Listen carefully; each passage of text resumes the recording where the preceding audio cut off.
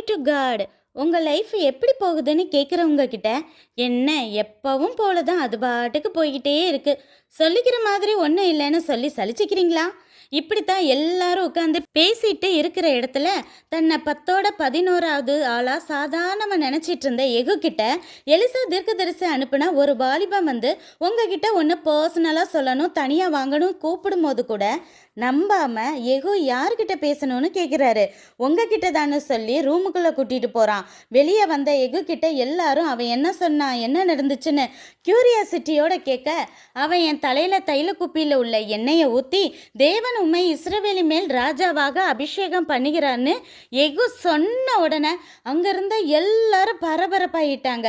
ஓடி வந்து எல்லாரும் மரியாதை செலுத்துறது என்ன, தங்கள் ட்ரெஸ்ஸை எல்லாம் எகு காலுக்கு கீழே விரிச்சு அவனை நடக்க சொன்னது என்ன, விருந்து என்ன, ராஜ கவனிப்பு என்ன, எக்காலம் ஊதி சொன்னதில் ஊரெல்லாம் எகு ராஜா பற்றி தான் பேச்சு. நீங்கள் தேவனுக்கு பிரியமா இருந்தா எந்த வயதிலும் ஒரே நாளை எகுவை போல உயர்த்த முடியும்னு நம்பி வைராக்கியமா தேவனுக்காக வாழுங்க. ஒரே நாளில் இந்த உலகமே ஆச்சரியப்படும்படி உங்கள் வாழ்க்கையே மாறும். வாழ்த்துக்கள். நன்றி.